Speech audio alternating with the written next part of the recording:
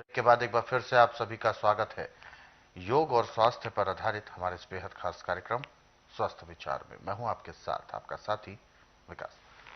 दर्शकों, स्वस्थ विचार कार्यक्रम में हम आपके लिए नुस्खे, उपचार, जानकारी, आपको सलाह, ये सब चीजें दी जाती हैं, ये लेकर आते हैं और आपको जागरूक किया जाता है आपके स्वास्थ्य, आपकी सेहत के प्रति। हालांकि हर एक व्यक्ति, हर एक मनुष्य जीवन में चाहता तो है कि उसका जो शरीर है वो बिल्कुल हष्ट पुष्ट रहे, आकर्षक रहे, बहुत अच्छी डील डॉल रहे, परंतु ऐसा संभवतः नहीं हो पाता क्योंकि इसके पीछे मेहनत होती है। इसके पीछे यदि आप चाहते हैं कि आपका शरीर बहुत अच्छा रहे, स्वस्थ रहे, आकर्षक लगे, तो इसके लिए आपको अपनी ही दिनचर्या को व्यवस्थित करना होगा, नियमित करना होगा, नियमबद्ध करना होगा। और ये हर एक व्यक्ति आसानी से नहीं कर पाता क्योंकि इसके पीछे नियमों का पालन बहुत जरूरी है। हमारे इस कार्यक्रम में जो हम नुस्खे उपचार बताते हैं ये आपके रोजमर्रा के जीवन से संबंधित होते हैं।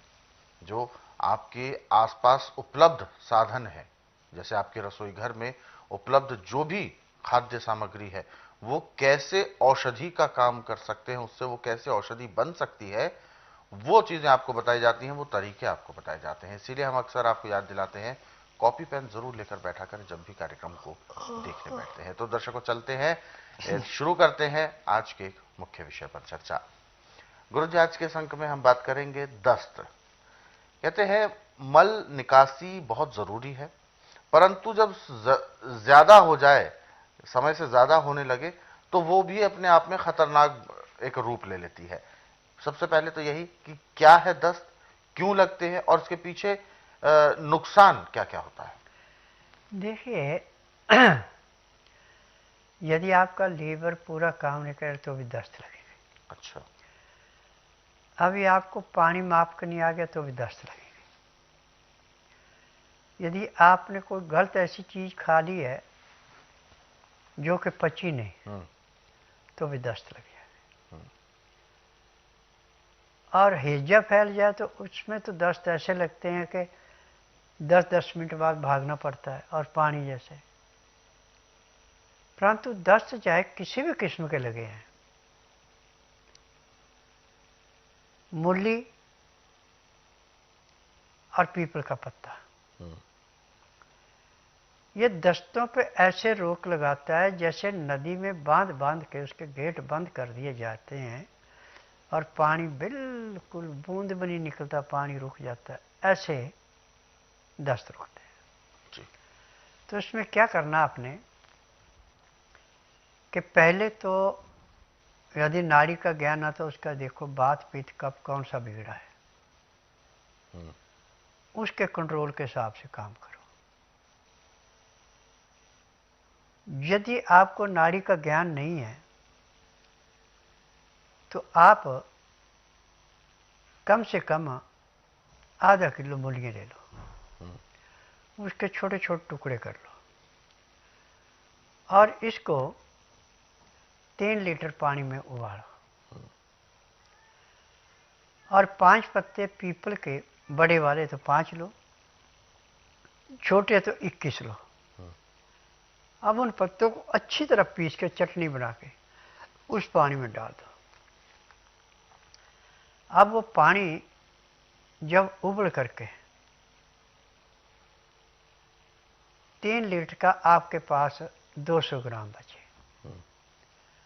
अब उस पानी को नीचे उतार लो। जब वो इतना ठंडा हो जाए नीचे उतार के कि आपकी उंगली बड़े आराम से उसको बर्दाश्त कर रही है, अब उस गिलास को पीने में आप आधे घंटे का समय लगाएं। अब वो पहला ही गिलास पीते ही आपको काफ़ी राहत मिलेगी। जो आप हर 15-20 मिनट बाद जा रहे हैं उसमें घंटे का फर्क पड़ जाएगा। इतना 6 घंटे बाद दूसरी खुराक लो ऐसे ही, फिर 6 घंटे बाद तीसरी खुराक लो, यानी 18 घंटे ये 3 खुराकें लेनी है हमने। अब आपके दस्त नॉर्मल हो गए। अब इसके बाद दस्त आते तो दूसरे दिन फिर अपना लो, यदि नहीं आते हैं छोड़ दो। परंतु खाना नॉर्मल रखो। ज़्यादा चिकनाहट वाला खाना नहीं खाना, रोटी चुपड़ी नहीं खानी, मैदे की चीज़ नहीं खानी, चोकर वाला आटा, छिलके वाली दालें, छिलके वाली सब्जियाँ, पत्ते, हरी पत्तेदार सब्जियाँ ज़्यादा से ज़्यादा। उसमें छौंक नहीं लगाना सब्जी दाल में। उसमें सिंधा या काला नमक, काली मिर्च, हल्दी, ये 3 चीज़ें ज़रूरी हैं। फिर मसाले में जो आपने जीरा, सौंफ, सौंठ, बड़ी इलायची, दालचीनी, पीपल, ये चीज़ें सारी कूट के पीस के पाउडर बना के कांच के बर्तन में रखी है, तो उसमें चुटकी भर डाल लो अपने टेस्ट के लिए, ज़्यादा नहीं डालने। तो आपका खाना भी अच्छा पचेगा, आपका नुकसान भी कोई नहीं होगा। अच्छा। और जो टेस्ट आप चाहते हैं वही टेस्ट आपको आ जाएगा। हफ्ता 10 दिन तो आपके मुंह में नहीं लगेगा, उसके बाद आपको छौंक वाली चीज़ें अच्छी नहीं लगेंगी। और आपके पास गाय का घी है तो खाते समय उसका 1 चम्मच गर्म करके गर्म सब्जी के अंदर मिला के उसको खाने में नुकसान नहीं करेगा। परंतु यदि उसमें आप मसाला घूम के छौंक लगा के खाते हैं तो नुकसान करेगा। अच्छा, यानी तरीका बदल देंगे तो नुकसान बढ़ जाता है। हाँ, बिल्कुल। तो ये जो दस्त की विषय आपने बताया गुरुजी, ऐसा माना जाता है कि जब भी दस्त हो जाता है रोगी को, तो एक तरह से डिहाइड्रेशन की प्रॉब्लम हो जाती है, पानी की कमी हो जाती है, ऐसा क्यों? जो मैंने आपको ये पीपल के पत्तों का मूली का बताया, इससे पानी की कमी नहीं होती। अच्छा। ये उस कमी को भी पूरा करते हैं। क्योंकि मूली के अंदर पैर के तलुए से सिर के बाल तक जो जो चीज़ जिस अंग में चाहिए वो सब चीज़ें हैं इसके अंदर। और इसका नाम तभी क्रीम रोल रखा हुआ है। अच्छा, कि मुलायम है, और ऐसे जैसे अंदर से मुलायम होती है वैसे मुलायम करती भी है। मुलायम देखिए, sodium, potassium, magnesium, phosphorus, silicon, iron, सब चीज़ें इसके अंदर हैं। जितनी भी हमारे शरीर को चाहिए वो सारी चीज़ें मूली के अंदर है, और चीज़ों में इतनी नहीं है। अच्छा। जितनी मूली के अंदर है। तो तभी इसको मूली को, गाजर को जो है सोनपरी कहा गया है निर्घंटू के अंदर। ये सोनपरी है। और मूली की बात और बताऊँ आपको जी। जमीन के हिसाब से इसकी लंबाई मोटाई में बहुत फर्क होता है। अच्छा।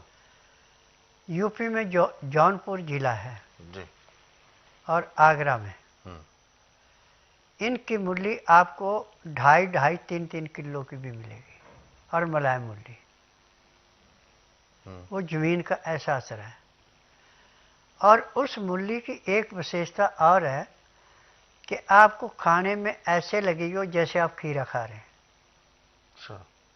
टेस्ट में भी। और ऐसे खाने के साथ आप मूली का सलाद, खीरे का सलाद खा रहे हैं तो आपको जिंदगी में पेशाब में कोई रुकावट नहीं आएगी, पत्थरी नहीं बनेगी। अच्छा। पत्थरी के लिए सबसे बड़ी मूली और खीरा है, और ककड़ी।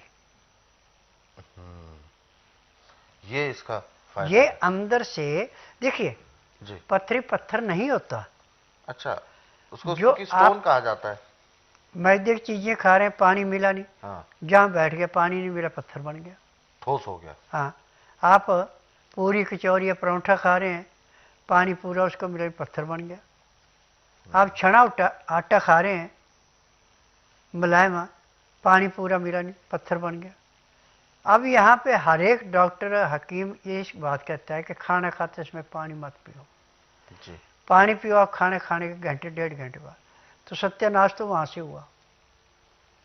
यदि लीवर को पानी पूरा मिल रहा है, लीवर पूरी पाचन शक्ति काम कर, पैंक्री इंसुलिन बना रही, पित्ते में तेजाब नॉर्मल है, गुर्दे में खाया पिया पूरा फिल्टर हो रहा है, बीमारी कहाँ से आएगी? बीमारी को सिर्फ जीव के टेस्ट से और आपके गलत खान पान से। अच्छा, तो ये शरीर को कमजोर भी कर देती है। हाँ, बिल्कुल। गुरुजी, जैसा कि आपने मूली को बताया, इवन मूली के सहायक खीरा, ककड़ी ये सब बताया, परंतु ये सब तो मौसम के मुताबिक मिलते हैं, तो बाकी 6 देखिए, महीने कैसे खाएं? अब मैं आपको एक बात कहूँगा, जी। हमारा हिंदुस्तान ही एक संसार में ऐसा है जिसमें 6 की 6 ऋतुएं 12 महीने चलती रहती हैं। अच्छा। अब देखिए, यहाँ पे अभी अंगूर लगना नहीं शुरू हुआ जी। और महाराष्ट्र का अंगूर आके बिक नहीं रहा है। मार्केट में पूरे में अंगूर है। जब यहाँ का समाप्त होगा तो आपको जम्मू कश्मीर का आ जाएगा। अच्छा। तो मूली 12 महीने जो यहाँ पे खत्म होगी, पहाड़ों से आ जाती है। आजकल तो साधन इतने कर दिए गवर्नमेंट ने जी। कि 2000 किलोमीटर से दूर की चीज भी रातें रात पहुंच जाती है जाके जहाँ भेजनी है। बिल्कुल सही है, ऐसा ट्रांसपोर्टेशन हो गया है, बहुत हाँ। अच्छी चीजें हो गई हैं। बिल्कुल। तो दर्शकों, ये जो नुस्खे हैं, ये जो उपचार हैं, ये वास्तव में बहुत उपयोगी हैं हम सभी के लिए। तो आपने इनको लिख जरूर लिया होगा, और जैसा जैसा गुरुजी ने आपको बताया, बिल्कुल उसी तरह से आप इन नुस्खों को प्रयोग करें, आपको जरूर लाभ होगा। और दर्शकों, यदि आप इस कार्यक्रम से जुड़ना चाहते हैं, कोई भी सवाल है जो आपके जहन में है आपके शारीरिक कष्टों को लेकर, तो आप हमें कॉल करें या आप हमें व्हाट्सएप के जरिए अपना मैसेज भेज सकते हैं। व्हाट्सएप मैसेज में आपको लिखना है अपना नाम, उम्र, कहाँ से बात कर रहे हो, पूरा सवाल।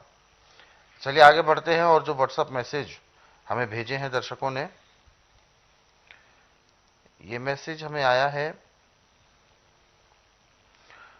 प्रणय कुमार जी हैं, और बताते हैं, गुरुजी नमस्कार, आप नाक यानी इनकी नाक का जो मांस है वो बढ़ गया है, और उसके विषय पर ये राय लेना चाहते हैं। देखिए, यदि आप बुधवार छोड़कर गुरुवार से लेकर मंगलवार के बीच में मेरे पास आते हैं, जिस दिन आना उस दिन रात्रि 10 बजे तक खा पी के दातन कूला करके बड़ी इलायची मुंह में रख के चूसते हैं, सुबह 9 से 10 के अंदर अपना नामकरण कराते हैं। 10 से 12 में नाड़ी परीक्षण करूँगा।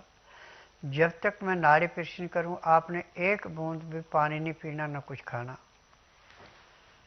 9 से 10 के अंदर जब मैं नाड़ी परीक्षण करूँगा, पैर के तलवे से सिर के बाल तक की MRI, CT scan, X ray, ultrasound, ECG, sonography, सब कुछ 5 सेकंड में होगा।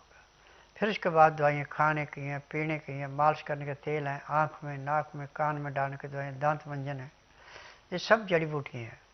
और मेरी अपनी फार्मेसी, उसमें दवाइयाँ बनती हैं। मैं किसी की बनी बनाई दवाई नहीं बेचता, और ये दवाइयाँ रजिस्टर्ड है, पेटेंट है, इनका साइड इफेक्ट कोई नहीं है। जो आपको नाक में दवाई डाली जाएगी, जिस दिन आप आएंगे उस दिन तो आपको लगभग 10% आराम परमानेंट मिल जाएगा।